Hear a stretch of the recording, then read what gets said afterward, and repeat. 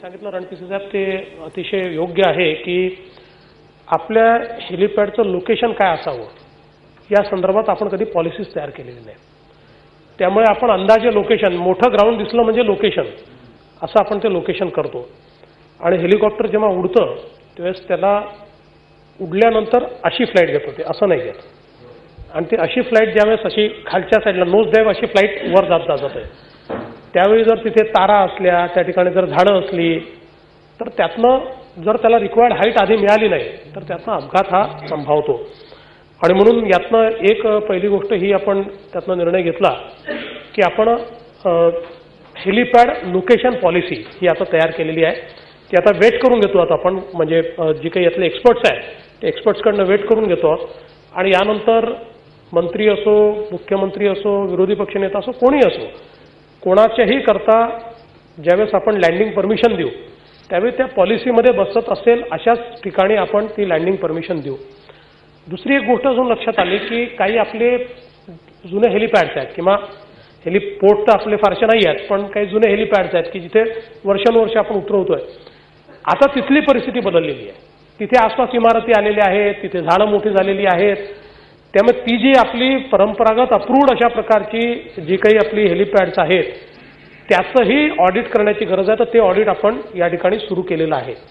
आणि आपण जी सूचना मांडली खरं म्हणजे आपल्याकडे कंप्लीट प्रत्येक राज्य शासनाचा एक VIP सिक्युरिटी असा एक विभागच असतो आणि त्याच्यामध्ये IG लेवलचा अधिकारी VIP सिक्युरिटी बघत असतो.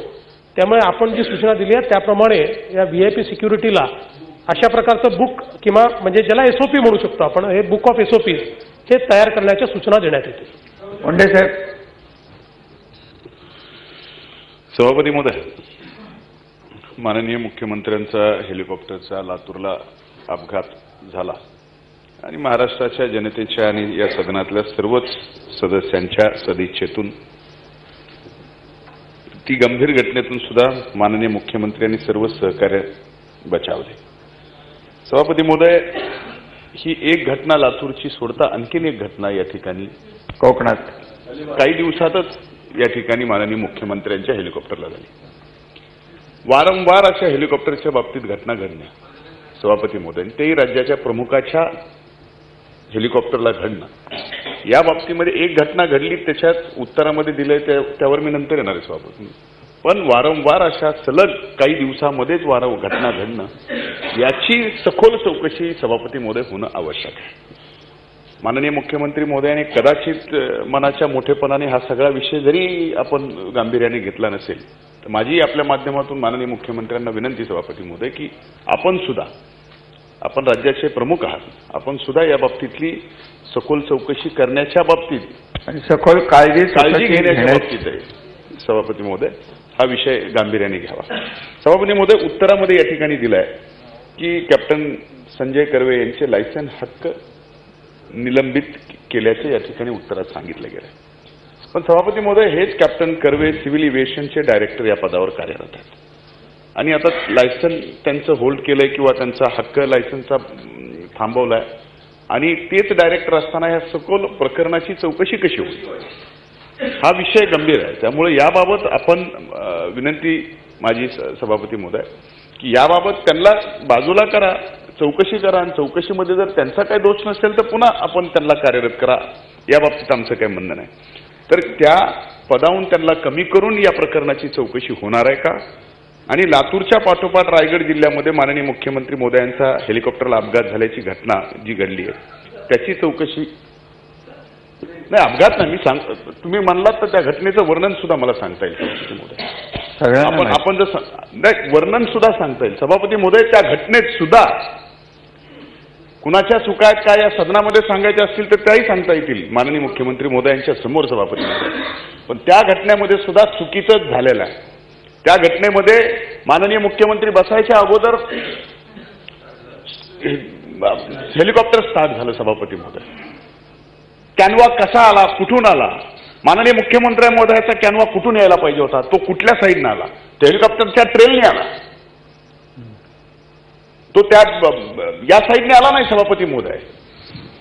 माननीय मुख्यमंत्र्यांच्या सोबत माननीय मंत्री होते, माननीय मंत्री वेगळ्या दरवाजाने हेलिकॉप्टरमध्ये बसले. त्याच्यानंतर माननीय मुख्यमंत्री तिथं आले. सभापती महोदय, ह्या सगळ्या गोष्टीची चौकशी होणं आवश्यक आहे. दोन्ही गोष्टी त्या प्रकरणाच्या बाबतीत सांगितलं गेलं की लातूरला थ्रस्ट मिळाला नाही. जो थ्रस्ट एकदा चॉपरनी टेक ऑफ घेतल्यानंतर जो खालून थ्रस्ट मिळाला पाहिजे तो मिळाला नाही, म्हणून चॉपर खाली आलं.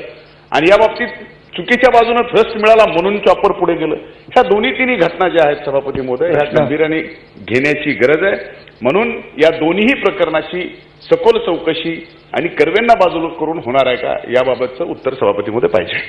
5 मिनिटं मी परत एकदा प्रश्नाचं सभापती महोदय, म्हणून या संपूर्ण प्रकरणाची अतिशय गंभीर दखल ही DGCAने घेतली आणि DGCAने याच्यामध्ये AAIB अशा प्रकारे त्यांच्याकडे इन्व्हेस्टिगेशन ब्युरो आहे याचा. त्या इन्व्हेस्टिगेशन ब्युरोला त्याचं चौकशीचं काम दिलं. यांनी इन्व्हेस्टिगेशन ब्युरोनी एक अतिशय इंडिपेंडंट कमिटी त्याची तयार केली आहे, ज्याच्यामध्ये कमिटी ऑफ इन्क्वायरीमध्ये NTSB USA ही एक US गव्हर्नमेंटचं इंडिपेंडंट इन्व्हेस्टिगेटर आहे आणि त्यासोबत टर्बोमेका फ्रान्स यांना या इन्व्हेस्टिगेटिंग एजन्सीमध्ये त्यांनी त्या ठिकाणी इन्क्लूड करून घेतलेलं आहे. ते याचं इन्व्हेस्टिगेशन करतायत. त्यामुळे अतिशय इंडिपेंडंट अशा प्रकारची कमिटी आहे. कर्वे जे आहेत ते आपलं म्हणणं खरं आहे की ते डायरेक्टर आहेत, पण ते आता सुट्टीवर लॉंग टर्म सुट्टीवरच गेलेले आहेत आणि ही इतकी इंडिपेंडंट कमिटी आहे म्हणजे त्याचा स्वतंत्र निर्णय घेता येईल, ते राहतील नाही राहणार वगैरे, पण इतकी इंडिपेंडंट कमिटी आहे की याच्यावर काही कोणाच्या राहण्याने काही दबाव पडेल असं नाही आहे. ही कमिटी पूर्णपणे त्या संदर्भातली चौकशी जी आहे ती करते आहे. जो आपण रायगडचा उल्लेख या ठिकाणी केला त्यामध्ये आपण सांगितलेली वस्तुस्थिती अंशतः खरी आहे की मुळातच आपण साधारणपणे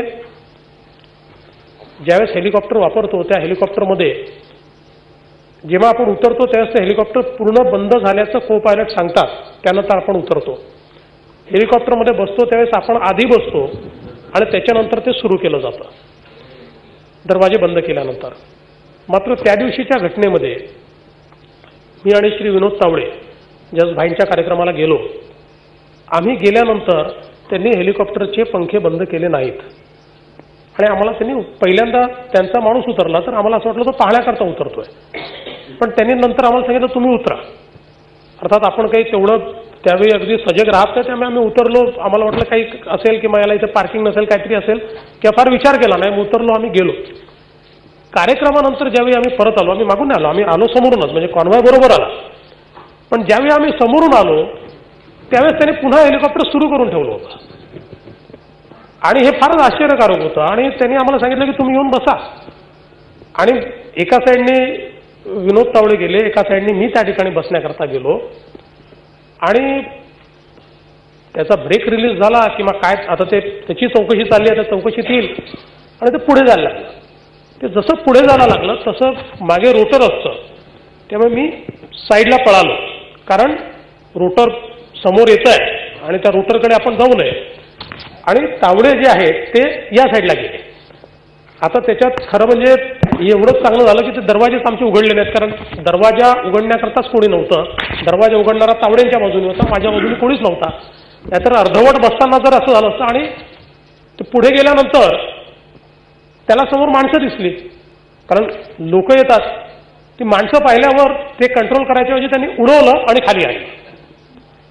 त्याच्यामुळे एकूणच जो काही तो सगळा प्रकार होता हा आश्चर्यकारकच अशा प्रकारचा प्रकार होता.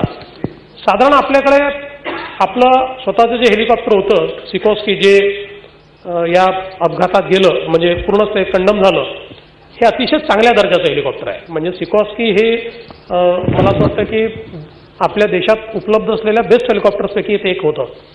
त्याच्या व्यतिरिक्त आपण वेळोवेळी अनेक 15-20 वर्षाची आपली पद्धत आहे की आपण एक टेंडर काढतो आणि त्या टेंडरच्या माध्यमातून आपण ऑपरेटर्स अपॉइंट करतो आणि साधारणपणे ते ऑपरेटर्स DGCAने जे आपल्याकरता अप्रूव्ह केलेले आहे त्यापैकी विमानं आपल्याला भाड्याने देतात. तशा प्रकारे हे DGCAचं अप्रूव्ड विमान आपण भाड्याने गेलो. किती वर्षाचा एक्सपिरियन्स पाहिजे, त्याच्यामध्ये किती अवर्सचं फ्लाईंग पाहिजे, अशा सगळ्या नॉर्म्स आहेत. त्या नॉर्म्सचं पूर्ण पालन केलं होतं. पण तरी देखील आता इतक्या एक्सपिरियन्स पायलटने अशा प्रकारे का व्यवहार करावा हे देखील अनाकलनीयच आहे. पण त्यामुळे आपण जे सांगितलं ती दुसरी घटना त्याचाही आता पूर्णपणे चौकशी आहे ती चौकशी केली जाते आहे. आणि त्यासोबत आता जी काही आपली हाय पॉवर कमिटी याच्यावर आपण तयार केली होती त्या हाय पॉवर कमिटीने असा निर्णय घेतला आहे की या दरम्यानच्या कालावधीमध्ये, कारण आता आपलं हेलिकॉप्टर तर नाही आहे आणि नवीन हेलिकॉप्टर कारण आपलं इन्शुअर्ड होतं, त्यामुळे इन्शुअर्ड असल्यामुळे त्याच्या जवळजवळ आपल्याला पूर्ण पैसे मिळतील, त्यामुळे आपल्याला नवीन हेलिकॉप्टर घ्यायला थोडीशी गॅप पडेल, फार काही पडणार नाही. पण त्या कालावधीमध्ये आपल्याला हेलिकॉप्टर ज्यावेळेस वापरावं लागेल राज्य सरकारला, तर त्याकरता एक शॉर्ट टर्म लीजवर आपण हेलिकॉप्टर घ्यावं, त्याकरता एक EOI काढलेला आहे. आणि तो EOI काढताना त्याची एक नीट समिती तयार करून त्याचे स्पेसिफिकेशन्स काय असतील त्याचे असं सगळं DGCAचं अप्रुव्हल घेऊन त्यानंतर आपण लॉंग टर्म लीजवर अशा प्रकारचं जोपर्यंत नवीन हेलिकॉप्टर येत नाही तोपर्यंत हेलिकॉप्टर आपण भाड्याने घेणार आहोत.